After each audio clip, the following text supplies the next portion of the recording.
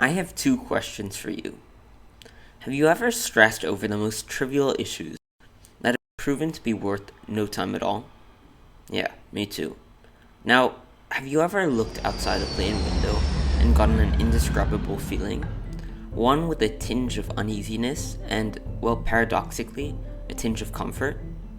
And also, are you asking yourself, what the hell do these two polar opposite questions have to do with each other? Well, what if I told you one could be a mindset, or if you will, a method to alleviate the other? Welcome to But We Digress. As human beings, all of us tend to fixate on issues that concern our momentary happiness. Although some issues may have the gravity to extend to a relatively far future, most of them pop in and out of our heads in the span of a day or two. But ironically, we spend most of our time ruminating on these minute issues. This phenomenon is supported by the region beta paradox, where it was found that participants in an experiment were more likely to experience a variance in emotion when a small and insignificant event occurred rather than a larger and more catastrophic event. Whether it be receiving slightly disappointing news related to your academic or professional life, or even getting left on red, these relatively inconsequential events take a toll on us. But don't be disheartened. As with everything, there is a solution. The idea of the sublime was originally propounded by Edmund Burke, an Irish statesman and philosopher. The term sublime is used colloquially nowadays in the context of describing the high quality or beautiful nature of something. But in Burke's mind, the sublime is something that evokes a certain feeling in us, almost a feeling of insignificance and powerlessness. If you're having trouble visualizing a sublime experience, visualize yourself and you alone, standing on an old wooden ledge facing a storm of an indescribable magnitude, which is tearing apart the usually serene landscape in front of you. This experience should register as an awful one to most of you, hopefully. But to Burke, these experiences are the most exhilarating and life-changing ones. He believed that these experiences specifically stimulate parts in your body responsible for your instinctive self-preservation, thus creating a slight sense of fear, as well as an indescribable thrill. He went on to claim the passion caused by the great and the sublime in nature, when those causes operate most powerfully, is astonishment. And astonishment is that state of the soul, in which all its motions are suspended with some degree of horror.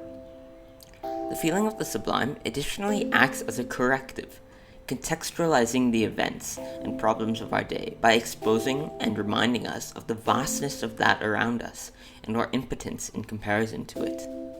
Instead of ruminating on the trivial issues of our daily lives, once we process the sublime, we will actually spend time considering the gravity of our actions and problems.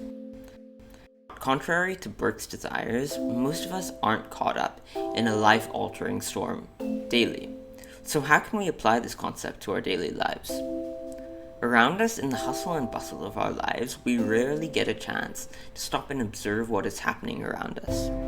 By simply looking up at the stars, going for a walk at night, or even taking a look out of the window, we allow ourselves to understand the true trivial nature of what we stress about.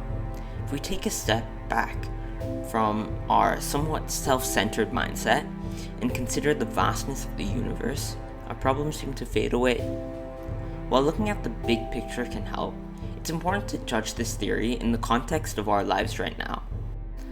The coronavirus has proved to be an unprecedented challenge, claiming tens of thousands of lives worldwide, and right now seems to be one of the only things to stress about. In the face of this, our little problems seem to gradually fade away, and we are left to ruminate on a worldwide pandemic.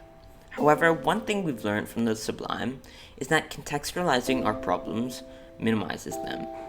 The virus is undoubtedly a catastrophic problem. There's simply no doubt about that. Nevertheless, it is imperative to understand that in the context of history, innumerable factors have jeopardized the existence of society, such as famine, disease, and war. However, the sublime also allows us to think about the insignificance of our time in the context of a universe that has taken 14 billion years to amass. Mankind has been through crises far worse than this.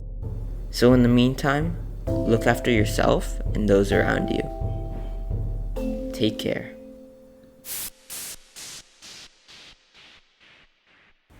Hi there, thanks for tuning in to But We Digress. If you're interested in any further reading on the topic of the sublime, it would be my pleasure to direct you to Edmund Burke's A Philosophical Inquiry into the Origin of Our Ideas of the Sublime and Beautiful, or controversial German philosopher Immanuel Kant's Observations on the Feeling of the Beautiful and the Sublime. Or, if you'd rather watch a video on the sublime, The School of Life is an inspiration and a great resource to learn about philosophy.